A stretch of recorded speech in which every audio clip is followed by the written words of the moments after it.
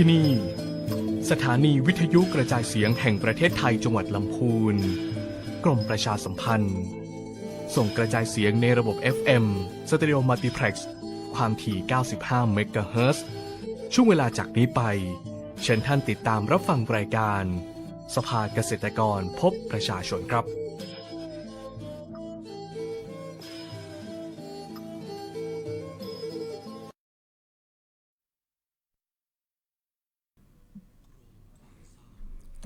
สวัสดีครับครับก็สวัสดีครับท่านผู้ชมนะครับฟังทุกท่านนะครับกลับมาพบกันอีกครั้งนะครับกับรายการสภาเกษตรกรจังหวัดลำพูนนะครับในรายการสภาเกษตรกรพบประชาชนนะครับเราจะคัดสรรสาระดีๆและข่าวสารการเกษตรนะครับให้กับทุกท่านนะได้รับชมรับฟังนะครับผ่านทางสถานีวิทยุกระจายเสียงแห่งประเทศไทยจังหวัดลำพูนนะครับทางขึ้นFM 95 เมกะเฮิรตซ์นะครับออกอากาศในทุกวันพุธสัปดาห์เว้นสัปดาห์นะครับเริ่มตั้งแต่เวลา 10 นาฬิกาถึง 11 นาฬิกาโดยประมาณนะครับโดยพบกับผมนะครับนายกิติพิษดาชนบทครับนักวิชาการเกษตรครับค่ะดิฉันเจด้านะคะปาริกาเกินสิริคานักวิเคราะห์นโยบายและแผนปฏิบัติการค่ะครับวันนี้ก็เป็นรายการที่เรามาบันทึกเทปเนาะที่เราจะออกอากาศในวันพุธที่จะถึงนี้นะครับแล้วก็ช่วงนี้มารับชมรับฟังข่าวสารนะครับทางดินฟ้าอากาศนะครับตลอดจนพยากรณ์อากาศเพื่อการเกษตรนะครับอันนี้ก็เฝ้าระวังนะครับพื้นที่เสี่ยงฝนตกหนักนะครับช่วงวันที่10 ถึง 15 กรกฎาคม 2569 นะครับก็เนื่องจากทุกวันนี้ทางเราสังเกตนะช่วง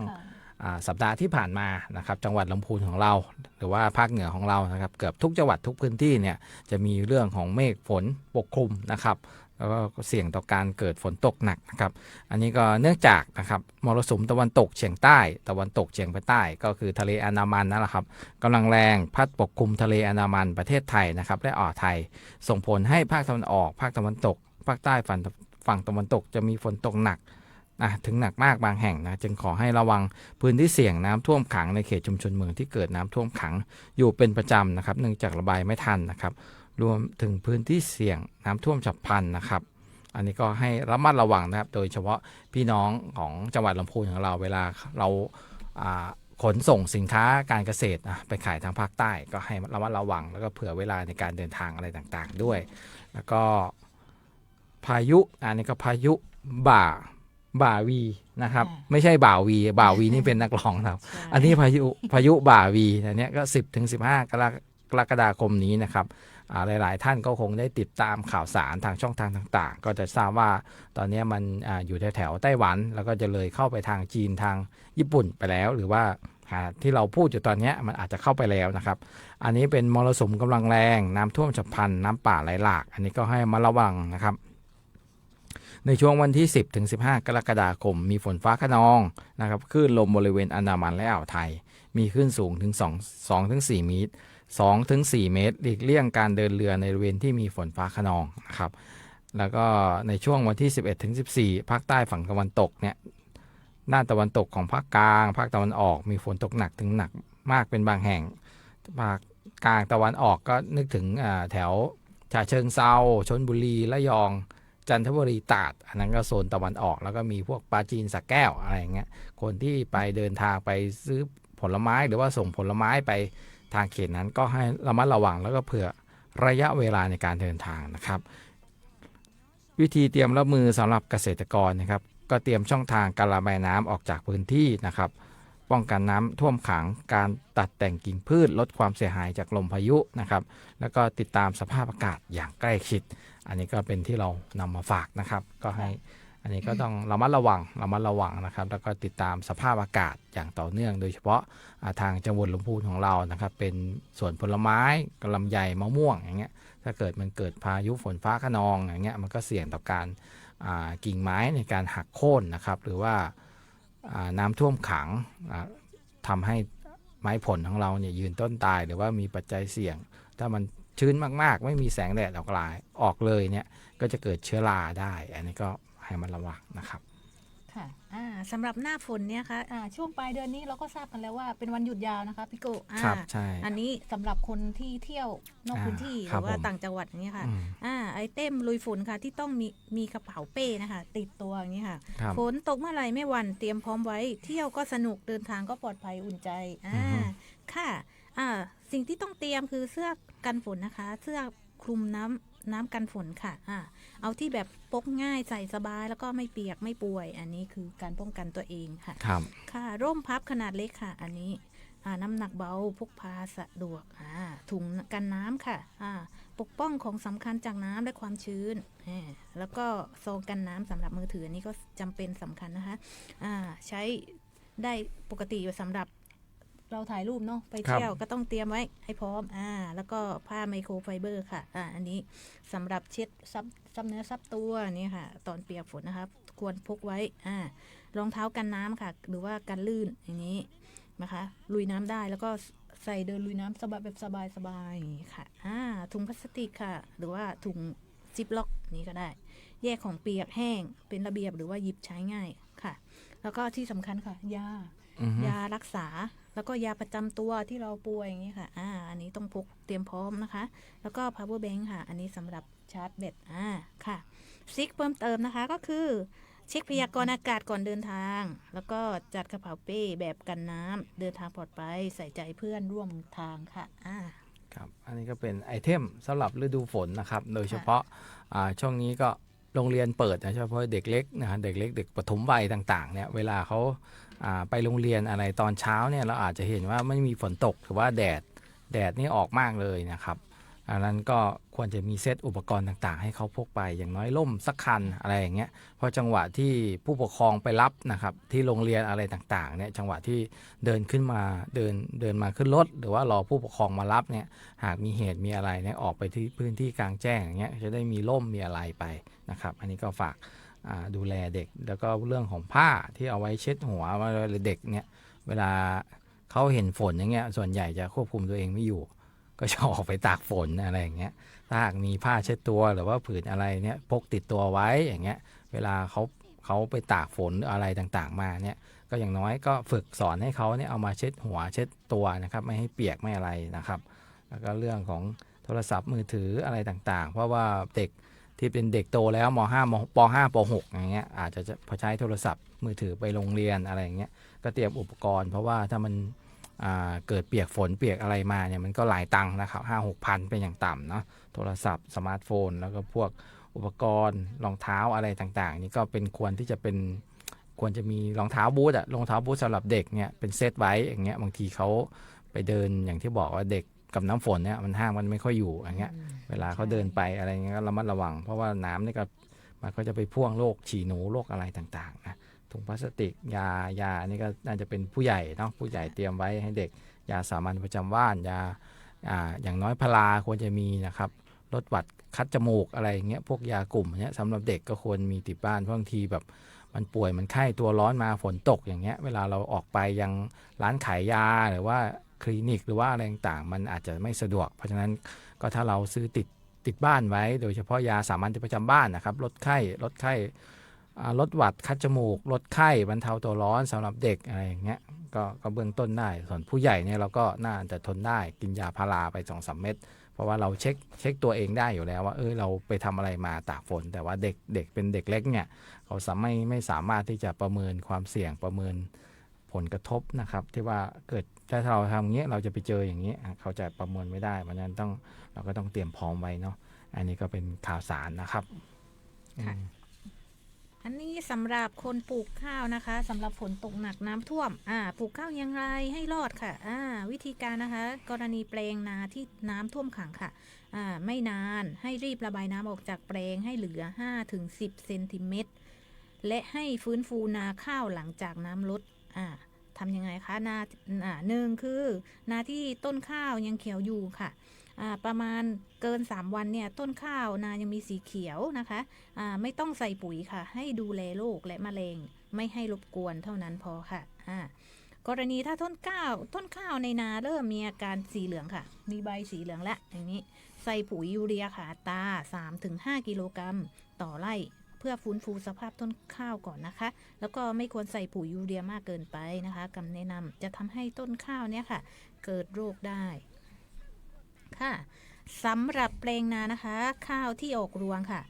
ให้เร่งระบายน้ำจนแห้งและห้ามใส่ปุ๋ยเพราะว่าจะทำให้ดินมีความร้อนมากแล้วก็ทำให้ต้นข้าวเนี่ยตายง่ายขึ้นค่ะแล้วก็เกษตรกรควรเฝ้าระวังโรคและแมลงรบกวน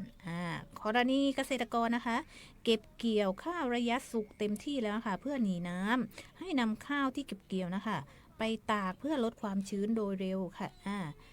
เพื่อป้องกันการหนอนพวกกระทู้เนี่ยค่ะโรคข้าวต่างๆนะคะเกษตรกรควรกำจัดวัชพืชบริเวณพื้นที่นาและคันนาค่ะโดยรอบให้สะอาดสำหรับเกษตรกรนะคะที่อยู่ในพื้นที่นอกเขตชลประทาน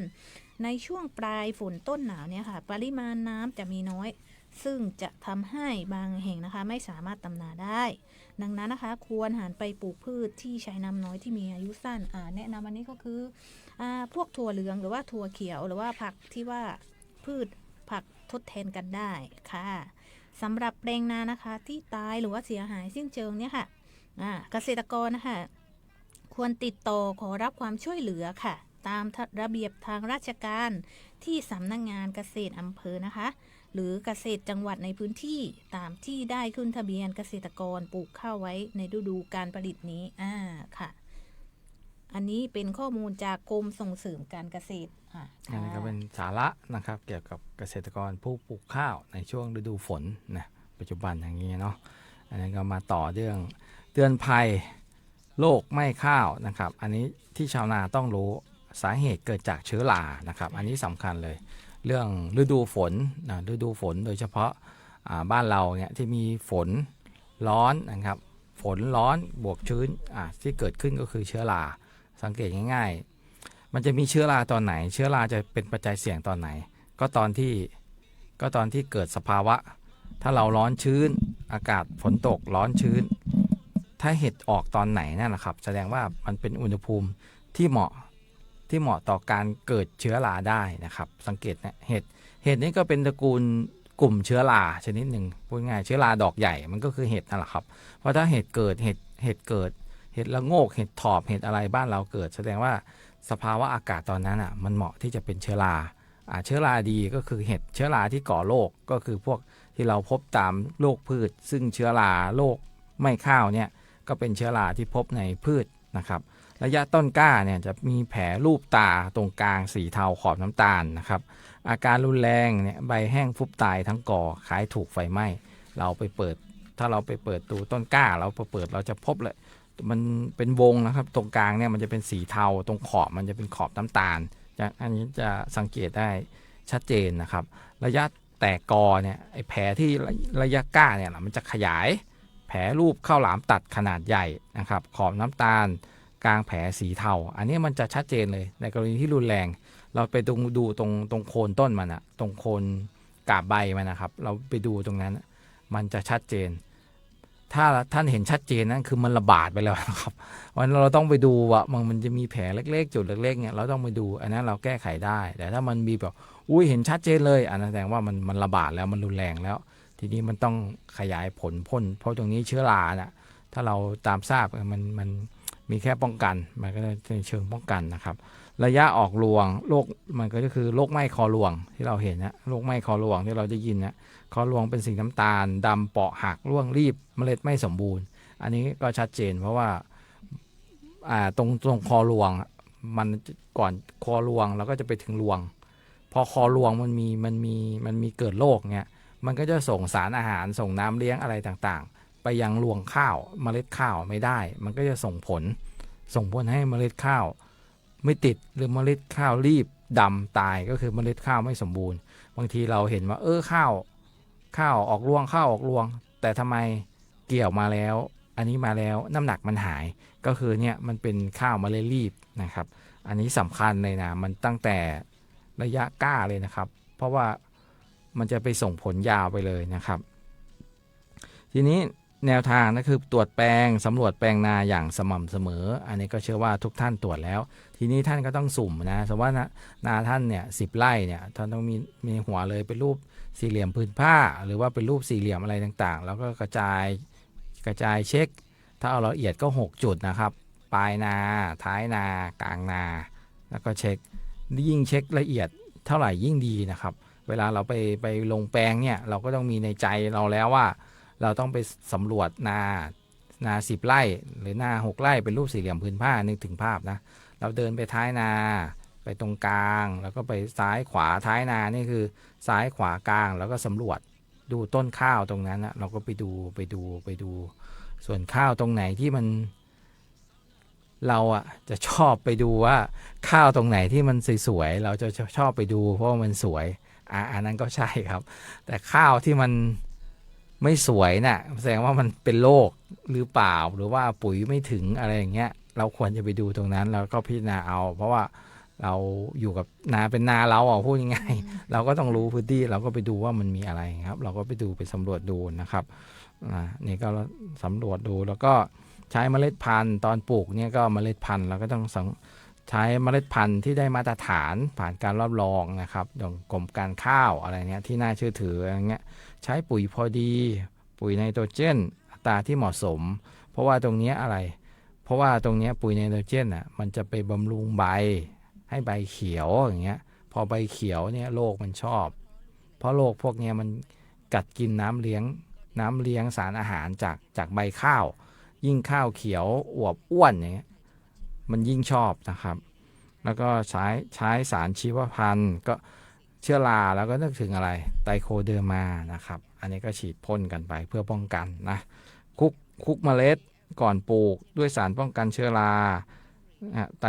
ตโซคาโซนะครับคาร์เบนตาซินอันนี้เราก็ไปดูนะสารเคมีเมื่อระบาดเนี่ยก็ผูดฉีดพ่นด้วยสารเคมีนะครับอันนี้ก็สารเคมีก็เดี๋ยวมันเป็นภาษาอังกฤษอีเฟนฟอส 50% นะหรือนาราซิติซิน S 2% นะครับอัตราตามคำแนะนำอันนี้ก็เราดูได้นะครับแล้วก็ไปฉีดพ่นนะครับโดยเฉพาะถ้าเป็นบ้านเราทำนาเนี่ยมันก็จะมีทางป่าซางนะครับทางลี้ทางทุ่งหัวช้างที่ทำนากันตรงนี้ก็ให้สังเกตนะครับเพราะว่าพื้นที่เราทำเนี่ยส่วนใหญ่มันเป็นอยู่ระหว่างหุบเขาเวลามันเกิดโรคระบาดมันก็จะวนกันอยู่ตรงนั้นมันไม่ไปไหนอันนี้ก็ให้เพิ่มความระมัดระวังเนาะนะครับค่ะเรื่องต่อไปค่ะเรื่องหลัก3ถูกอันนี้คือการใช้สารเคมีป้องกันกำจัดศัตรูพืชค่ะถูกยังไง3ถูกคือถูกเวลาถูกชนิดแล้วก็ถูกวิธีถูกเวลากันก่อนค่ะช่วงเวลานั้นมีศัตรูพืชระบาดหรือไม่ต้องสำรวจค่ะแปลงอย่างสม่ำเสมอค่ะเพื่อจะให้ทราบว่าศัตรูพืชมีแนวโน้มการสร้างความเสียหายหรือไม่นะคะถ้าพบนะคะโรคระบาดศัตรูพืชก็ไม่จำเป็นต้องใช้สารป้องถ้าไม่พบนะคะก็ไม่ต้องใช้สารเคมีพวกนี้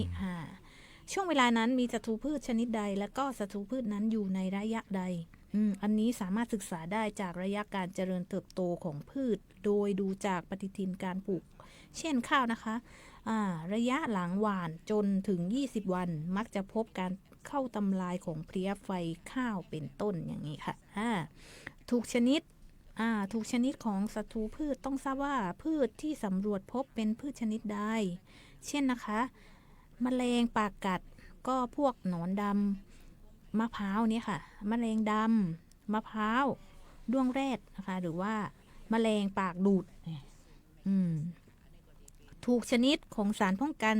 กำจัดศัตรูพืชนะคะใช้สารป้องกันกำจัดศัตรูพืชที่ผ่านการขึ้นทะเบียนวัตถุอันตรายอย่างถูกต้องแล้วก็ให้ใช้ตรงกับชนิดของศัตรูพืชในอัตราตามคำแนะนำของฉลากแล้วก็หลีกเลี่ยงสารเคมีที่มีฉลากสีแดงถูกวิธีค่ะเลือกใช้อุปกรณ์พ่นสารอย่างถูกต้องแล้วก็เหมาะสมกับต้นพืชแต่ละชนิดนะคะเช่นหัวฉีดลูกกล้วยหัวฉีดลูกพัดอย่างนี้ค่ะก็ต้องเลือกให้ถูกชนิดหัวฉีดแบบแรงปะทะอย่างนี้ก็เลือกพ่นในช่วงเวลาที่เหมาะสมแล้วก็ไม่พ่นขณะที่มีฝนตกหรือว่าช่วงแนวโน้มที่ฝนจะตกอย่างนี้ค่ะก็จะไม่ได้รับประโยชน์อย่างเต็มที่อย่างนี้ค่ะการป้องกันตัวเองก็ แต่งตัวสวมเสื้อผ้าป้องกันสารอย่างถูกต้องค่ะอันนี้กรณีพ่นสารโดยใช้โดรนหรือว่าทางการเกษตรนะคะต้องปฏิบัติให้ถูกตามหลักกฎหมายด้วยอันนี้ค่ะค่ะตัวโดรนเนี่ยค่ะต้องขึ้นทะเบียนกับสำนักงานกสทชค่ะแล้วก็การอนุญาตที่มีวัตถุอันตรายไว้ในครอบครองนะคะต้องผ่านการอบรมความรู้ด้านวัตถุอันตรายโดยสำนักควบคุมพืชและก็วัสดุการเกษตรค่ะอันนี้ของกรมวิชาการเกษตรค่ะเพื่อใช้ในการรับจ้างหรือว่าฉีดพ่นสารป้องกันกำจัดศัตรูพืชทางอากาศอันนี้ผู้บังคับโดรนนะคะจะต้องได้รับอนุญาตจากสำนักงานการบินพลเรือนแห่งประเทศไทยหรือว่ากพท.นี่เองค่ะอันนี้คือ3หลักถูกการใช้สารเคมีป้องกันศัตรูพืชค่ะครับก็ครบถ้วนเนาะแล้วก็อีกอันนึงก็คือการปลูกผักสวนครัวใช่ในพื้นที่จำกัดว่ามีอะไรใช้ได้เป็นประโยชน์อันนี้คือ1ทำสวนผักในถาดอันนี้คือใส่เมล็ดผักที่ต้องการปลูกลงไปค่ะมันรดน้ำบ่อยๆแล้วก็ควบคุมแต่ว่าต้องแบบว่าตามแนวตานะคะแล้วนำไปวางในแสงแดดที่ส่งถึงพืชที่นิยมปลูกได้แก่คือต้นอ่อนตาลตะวันอย่างนี้ค่ะปลูกในแกลลอนหรือว่าแกลลอนที่เหลือใช้อย่างนี้ค่ะนำแกลลอนที่ไม่ได้ใช้งานแล้วค่ะมาล้างน้ำให้สะอาดให้เรียบร้อยนะคะแล้วก็ตัดพลาสติกด้านข้างนอกออกแล้วก็เพื่อให้มีพื้นที่สำหรับปลูกผักแล้วก็รดน้ำได้อย่างนี้ในลังกล่องโฟมก็ได้ค่ะนี่การเป็นที่นิยมอันนี้ที่ใช้แล้วสามารถนำมาปลูกได้เนื่องจากใส่ดินได้เยอะแล้วก็ปลูกได้เยอะกว่าก็มีน้ำหนักเบาอย่างนี้ค่ะเคลื่อนย้ายสะดวกเหมาะสำหรับการปลูกพืชผักกินใบค่ะปลูกในยางรถยนต์เก่าๆอันนี้ก็เป็นวิธีที่เห็นบ่อยกันอยู่นะคะยางรถยนต์เก่ามันก็มีความแข็งแรงทนทานค่ะทนแดดทนฝนนะคะใส่ดินเป็นจำนวนมากช่วยให้ปักแตกรากได้ดีแล้วก็วัสดุอื่นๆที่เหมาะสมอันสุดท้ายก็คือนอกจากสามารถนำเอาวัสดุอื่นเช่นนะคะมีกระบะพลาสติกอย่างนี้ค่ะกล่องพลาสติกหรือว่าขวดน้ำต่างๆมาปลูกเป็นผักได้ทำให้เราสามารถมีรายได้เพิ่มอันนี้ใช้วัสดุเหลือใช้นำมาเป็นประโยชน์ในการเกษตรได้ค่ะนี่ก็ครบถ้วนนะครับโดยเฉพาะช่วงหน้าฝนอย่างเงี้ยบางทีบางท่านเนี่ยพื้นที่ไม่อำนวยเนาะก็อาจจะใช้วิธีนี้ในการปลูกนะครับปลูกใส่กระบะปลูกใส่ถาดพลาสติกที่เหมาะสมนะครับเพราะว่าอย่างที่ทราบกันเพราะว่าลำพูนบ้านเราเนี่ยบางพื้นที่เนี่ยเรามีติดแม่น้ำกวงแม่น้ำทาแม่น้ำลี้แม่น้ำปิงนะครับบางเกษตรกรบางท่านก็พื้นที่ก็อาจจะเสี่ยงต่อการน้ำท่วมแต่ว่าก็ต้องการผักสดในการรับประทานอาหารอะไรต่างๆเนี่ยก็สามารถที่จะมาปรับรูปแบบในการปลูกได้หรือว่าท่านที่อยู่ในเมืองนะในตัวเมืองอะไรต่างๆมีพื้นที่เล็กๆน้อยๆท่านอยากได้ผักสดผักอะไรในการไว้รับประทานเนี่ยก็สามารถที่จะนำแนวทางวิธีการนี้ไปปลูกได้นะครับก็จะสามารถที่จะมีผักสดที่บริโภคที่ปลอดภัยได้นะครับผมมาต่อกันด้วยพืชผักกับฤดูฝนอันนี้พอดีเลยครับผักกินผลเนี่ยก็เช่นถั่วแขกถั่วฝักยาวนะครับผักกินรากหรือหัวนี่ก็พวกแครอทนะครับเบบี้แครอทนะครับหัวไชเท้านะครับผักกินใบก็กระหล่ำปีนะครับผักกวางตุ้งนะครับอันนี้ก็สามารถที่จะปลูกเป็นผักที่เหมาะกับฤดูฝนนะครับยิ่งสภาพอากาศได้ฝนได้อะไรเนี่ยลำต้นนี้อวบอ้วนแน่นอนครับกินฉ่ำๆเลยครับการจัดการปัญหาการปลูกพืชอินทรีย์ในฤดูฝนนะครับโรคที่มาพร้อมกับฤดูฝนแน่นอนครับฤดูฝนเรานึกถึงเห็ดก็คือเชื้อราเพราะฉะนั้นโรคเชื้อรานี่มาแน่นอนเชื้อราก็พวกโรคโคนรากเน่าครับอันนี้ก็ใช้เชื้อราครับไตโคเดอร์มาคลุกกับเมล็ดพันธุ์ก่อนนำเมล็ดพันธุ์ไปปลูกนะครับเชื้อราไตโคเดอร์มาลานะครับมาไตโคเดอร์มาลาเนี่ยใช้คู่กันเป็นสารชีวพันธุ์นะครับมันก็เป็นเชื้อราแต่เป็นเชื้อราดีนะครับเป็นต่อต้านเชื้อราร้ายก็เหมือนเป็นเก้าอี้ดนตรีถ้าเชื้อรานี้ไปอยู่เชื้อราอื่นเข้ามาไม่ได้อันนี้เข้าใจง่ายๆนึกถึงเชื้อราก็นึกถึงไตโคเดอร์มาอันนี้นะทางร้านขายเคมีภัณฑ์ทางการเกษตรก็มีจำหน่ายหรือว่าก็ไปพอดอบางพื้นที่เวลาไปออกหน่วยบำบัดทุกข์บำรุงสุข คลินิกเกษตรเคลื่อนที่อย่างเงี้ยก็สามารถที่จะไปขอรับผลิตภัณฑ์เหล่านี้ได้นะครับแล้วก็สภาพอากาศที่ไม่ค่อยมีแสงแดดนะครับแสงแดดอะไรเกี่ยวกับพืชเนี่ยในการสังเคราะห์แสงเพื่ออาหารมาเลี้ยงลำต้นเนี่ยเขาใช้แสงในการสังเคราะห์ถ้าวันไหนที่แดดฟ้ามืดครึ้มไม่มีแดดเลยฝนครึ้มตลอดทั้งวันเนี่ยพืชก็ไม่ได้กินอาหารพอมันไม่ได้กินอาหารร่างกายมันก็อ่อนแอก็เหมือนคนอดข้าวอดน้ำพูดง่ายๆครับมันไม่ได้ตายทันทีแต่ว่ามันอ่อนแอเหี่ยวเฉาอย่างเงี้ยครับมันก็จะเป็นสภาวะที่พืชเหี่ยวเฉาพืชอ่อนแอนั้นก็สามารถที่จะเป็นช่วงเวลาภาวะที่โรคไปโจมตีได้นะครับแล้วก็โรคใบจุดตากบอันเนี้ยพบได้ในช่วงที่ยังเป็นต้นกล้าจนถึงช่วงเก็บเกี่ยวระยะเพาะกล้าและหลังย้ายปลูกก็ใช้เชื้อราไตโคเดอร์มานะครับฉีดพ่นเหมือนกันนะครับสังเกตได้เลยเชื้อราไตโคเดอร์มาเนี่ยก็จะครบทุกวงจรพืชก่อนปลูกก็คุกเมล็ดนะครับพอโตมาก็ใช้ผสมฉีดพ่นได้อันนี้ก็ให้คิดว่าเป็นยาสามัญประจำบ้านในภาคพืชแล้วกันอย่าไปกินนะครับ อันนี้ให้พืชกินเพราะเชื้อราเนี้ยมันจะมีประโยชน์ในการป้องกันเชื้อราที่ไม่ดีเชื้อราไตโคเดอร์มาแต่พอบอกว่างี้งั้นไปซื้อมาเก็บไว้ไม่ได้นะครับเชื้อราเนี่ยมันก็เป็นสิ่งมีชีวิตเขาเรียกว่าชีวพันธุ์เนาะเป็นสิ่งมีชีวิตเพราะฉะนั้นระยะเวลาในการเก็บไว้ใช้เนี่ยมันก็มีกำหนดไว้อยู่ว่าไม่ควรใช้ในระยะเวลาที่เท่าไหร่เชื้อมันถึงจะมีความสมบูรณ์ถ้าเก็บไว้นานเนี่ยเชื้อมันก็ตายได้อย่างเงี้ยก็อาจจะถ้าผมจำไม่ผิดประมาณ10-15 วันก็ควรต้องใช้แล้วก็คือผสมฉีดอย่างเงี้ยก็อย่าไปสต็อกนะเดี๋ยวมันขาดตลาดอีก แล้วก็เก็บไว้นานมันก็หมดอายุมันก็ใช้ไม่เกิดผลอีกบางทีเก็บไว้ฉันก็ฉีดพ่นแล้วแต่ว่าทำไมมันไม่ได้ผลเราก็ต้องดูเลยนะอย่างเช่นเขากำหนดไว้15 วันเราไปฉีดวันที่14อย่างเงี้ย มันก็ไม่ได้ผลแต่เราไปฉีดวันที่15 วันแล้วฉีดวันที่7ที่8อย่างเงี้ยความประสิทธิภาพของตัวเชื้อราเนี่ยของตัวยาเนี่ยมันย่อมที่จะได้ผลเวลามากกว่าที่14-15ก็เหมือนข้าวเราเสร็จปุ๊บปรุงเสร็จไปใหม่เรากินแล้วร้อนอร่อยแต่เราทิ้งไว้ไปกินอีกทีเราทำตอนเช้าไปกินตอนเย็นอย่างเงี้ยมันก็ไม่อร่อยแล้วเชื้อพวกนี้ก็เหมือนกันมันตายไปหมดแล้วมันตายเกือบไปหมดแล้วถึงแบบว่า14-15 วันแต่มันเพราะว่ามันตายวันละ 10% อย่างเงี้ยมันก็แทบจะหมดแล้วเนาะแล้วก็แนะเกษตรกรผลิตและใช้ปุ๋ยอินทรีย์อย่างถูกวิธีได้ผลผลิตดีปลอดภัยต่อสุขภาพมันก็จะมีขั้นตอนก็คือหากเคยป่วยเป็นโรคปอดควรหลีกเลี่ยงไม่อยู่ในบริเวณที่คนกำลังเทปุ๋ยลงพื้นดินและหลีกเลี่ยงการเทปุ๋ยลงพื้นดินด้วยตัวเองนะครับไม่ให้เทด้วยตัวเองแล้วทำไง เห็นไหมแล้วก็วิธีก็คือใส่หน้ากากนะครับป้องกันฝุ่น PM 2.5 นะครับหรือไม่ก็ถ้าใครมีรถยกโฟล์คลิฟต์อะไรอย่างนะถ้ามันต้องเทเยอะๆอันเนี้ยก็ใช้รถอย่างนั้นแต่ถ้ามีกระสอบ2 กระสอบแล้วก็ใช้หน้ากาก PM 2.5 ป้องกันนะครับแล้วก็เทไปส่วนคนที่เป็นโรค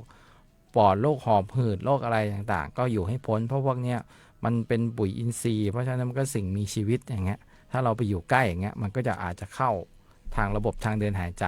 ไปกระตุ้นภูมิของเราให้เกิดหอบหืดได้นะครับใส่หน้ากากป้องกันเชื้อโรคอย่าง N95 อย่างที่บอกไปกันควรเก็บปุ๋ยอินทรีย์ให้ห่างจากเด็กเล็ก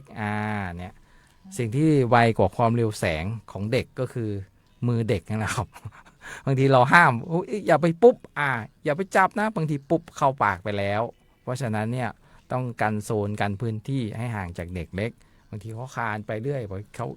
อะไรเขาก็หยิบเข้าปากหมดแหละนะครับต้องระวังหลีกเลี่ยงที่จะให้ปุ๋ยอินทรีย์สัมผัสกับผลผลิตโดยเฉพาะใกล้ถึงวันเก็บเกี่ยวนี่สำคัญเพราะเรื่องปุ๋ยอินทรีย์มันมาจากอินทรีย์ต่างๆเนี่ยบางทีเราไปให้ปุ๋ยที่มันช่วงการเก็บเกี่ยวเงี้ย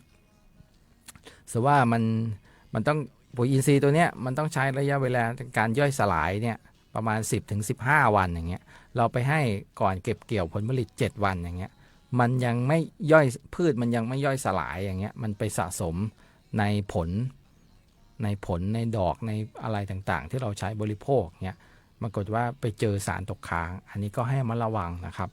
ถ้าให้ดีก็ควรให้ช่วงที่มันเจริญเติบโตยังไม่ออกดอกอะให้ไปเลยอย่างเงี้ยหรือไม่ก็อย่างช้าสุดก็คือออกดอกเพราะกว่ามันจะไปติดผลอะไรต่างๆมันน่าจะย่อยสลายแล้วปกติก็วัน15-30 วันนะครับแล้วก็ต่อไปก็คือไม่รับประทานอาหารขณะผลิตและใช้ปุ๋ยอินทรีย์อันนี้ชัดเจนนะครับเพราะว่าอะไรเพราะเราชอบกินข้าวเหนียวหมูปิ้งเราก็ถือไปกินไปคุยกับคนไปอันนี้ก็ไม่ควรเราก็ไปอยู่ห่างๆแล้วก็มีภาชนะที่ปิดรับทึบนะครับทำความสะอาดอุปกรณ์ใส่ถุงมือใส่หน้ากากอนามัยและล้างมือทำความสะอาดร่างกายหลังจากทำกิจกรรมทุกครั้งอันนี้เราเน้นย้ำนะครับโดยเฉพาะเกษตรกรจังหวัดลำพูนของเราเน้นย้ำตลอดนะครับว่าหลังจากที่ทำกิจกรรมการแกล้งภาคการเกษตรอะไรต่างๆนะถุงไม้ถุงมือนะครับล้างให้สะอาดแขวนให้เป็นที่เป็นทางแล้วก็อาบน้ำนะครับให้ร่างกายสดชื่นแล้วก็ชะล้างสารเคมีอะไรต่างๆแล้วก็ถูสบู่ด้วยนะครับเพราะว่าบางสารเคมีบางตัวเนี่ยน้ำมันชะล้างไม่ได้มันก็ต้องใช้สบู่นะสบู่แล้วก็สบู่อาบน้ำเราทั่วไปเนี่ยครับถ้าเอาให้ดีก็สบู่ฆ่าเชื้อก็ได้ก็ดีครับมันก็จะช่วยชะล้างสิ่งปนเปื้อนที่ตกค้างในร่างกายของเราไปได้อาบแต่น้ำสระผมด้วยนะครับไม่ใช่บอกอาบน้ำแล้วจะอาบนะสระผมด้วยเพราะเฉพาะสระผมเนี่ยถึงแม้ว่าผมใส่หมวกตลอดฉันใส่หมวกตลอดยายไม่เคยถอดเลยตาไม่เคยถอดเลยแต่ว่ามันสารละอองมันติดมาทางอากาศเนี่ยบางทีมันเข้าไปในหัวเงี้ยแล้วก็สระผมด้วยสระผมอาบน้ำอันเป็นกิจวัตรเลยนะครับสระผมเป็นกิจวัตรอันนี้เป็นขั้นตอนมือเดียวเหมือนเราตื่นเช้ามาเราอาบน้ำหรือว่าตอนเย็นก่อนนอนเราอาบน้ำอันนี้ก็ฝึกไม่ต้องกลัวเปลืองน้ำช่วงนี้หน้าฝนครับอาบให้สะใจอาบให้ชื่นใจเนาะครับผมค่ะต่อไปเรามาประชาสัมพันธ์เหมือนเดิมนะคะคือบริษัทไปรษณีย์ไทยค่ะร่วมกับสภาเกษตรกรแห่งชาติของเราเนี่ยค่ะเป็นโครงการดีๆสำหรับเกษตรกรนะคะที่ปลูกผลไม้อันนี้ช่วงเวลาของเราลำพูนนี่ก็คือลำไยช่วงนี้กำลังออกนะคะอันนี้สำหรับผู้ปลูกลำไยของลำพูนนะคะหรือว่าผลไม้สดทุกชนิดเลยค่ะส่ง SMS ผ่านไปรษณีย์ไทยนะคะทุกสาขาทั่วประเทศเนี่ยค่ะจะมีอัตราลดค่าขนส่งค่ะน้ำหนักนะคะสามารถไปดูได้ที่ Facebook ของสภาเกษตรกรจังหวัดลำพูนค่ะเงื่อนไขนะคะที่สามารถไปใช้นี้ได้นะคะคือต้องขึ้นทะเบียนกับ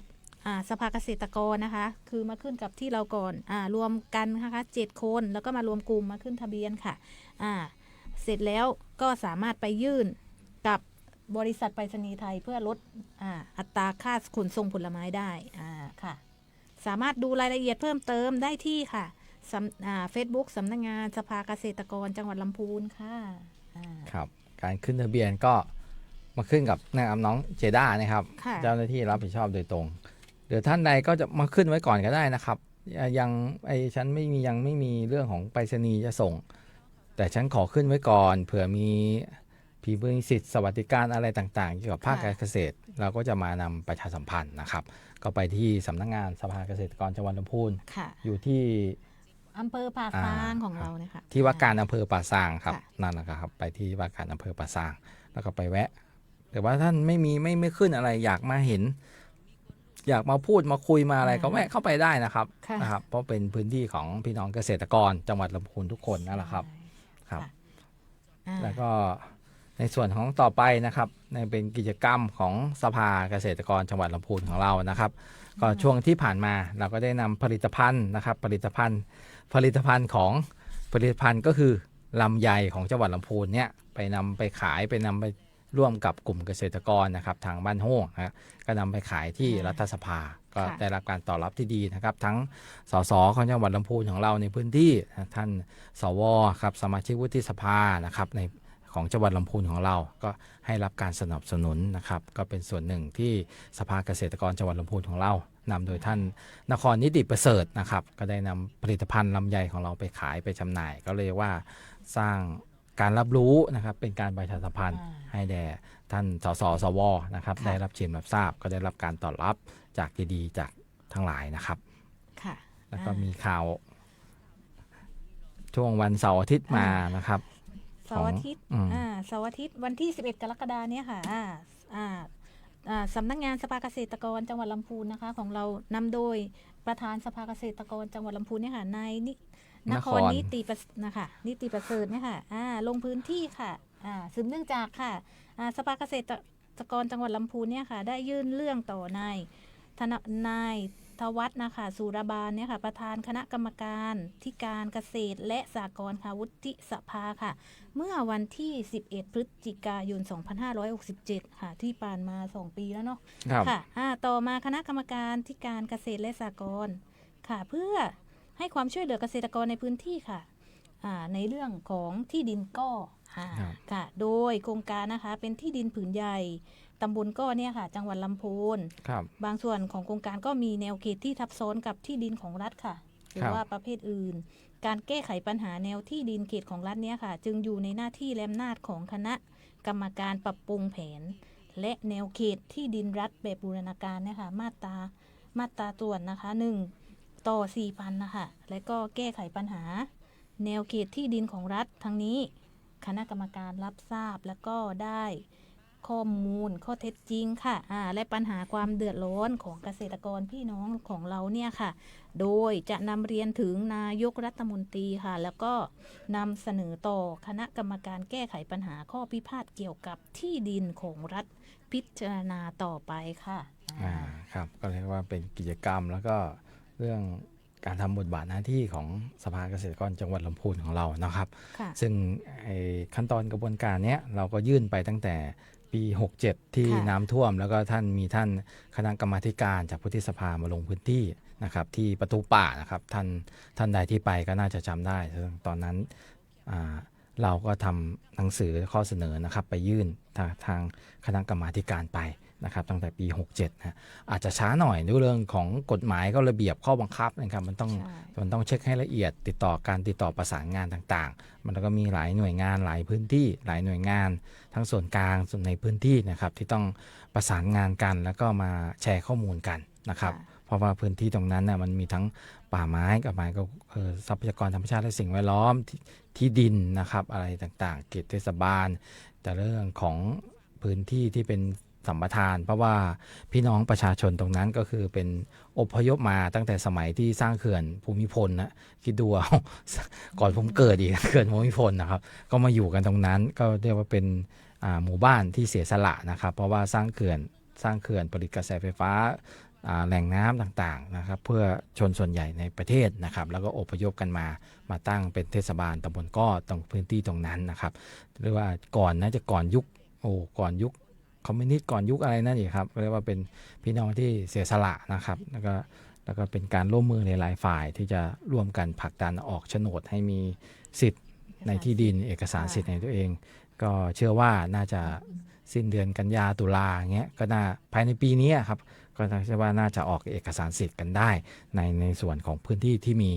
ความพร้อมที่จะออกนะครับแล้วก็พื้นที่อื่นเราก็ไม่ได้เพิกเฉยอะไรนะครับอย่างว่าเราก็อย่างที่บ้านโฮ่งหรือว่าที่ทุ่งหัวช้างอย่างเงี้ยที่มีกรณีพิพาทอะไรต่างๆเงี้ยเราก็ทำเสนอใจแต่ว่ามันก็ต้องมาจัดความสำคัญเร่งด่วนแล้วก็เรื่องขอบเขตกฎหมายที่สามารถที่จะดำเนินการได้ก็อยู่ในขั้นตอนที่ดำเนินการอยู่นะครับก็ให้พี่น้องเกษตรกรพี่น้องประชาชนก็อดทนรออีกนิดนะครับเพราะก้อนนี้ก็40-50 ปีพึ่งได้เพราะงั้นของเราก็อดทนรออีกนิดนะครับเรื่องกฎระเบียบเงื่อนไขอะไรต่างๆเนี่ยหากมันเป็นช่วงเวลาที่เหมาะสมมันก็สามารถที่จะดำเนินการได้นะครับครับผมค่ะทั้งนี้ทั้งนั้นเรา2 คนก็ครบถ้วนเนาะข่าวสารทั้งภาคการเกษตรโลกนะครับภาคการผลิตอะไรเนี่ยเรา2 คนก็วันนี้ก็น่าจะขอลาไปก่อนแล้วก็พบกันไปนะครับครับสวัสดีครับสวัสดีค่ะ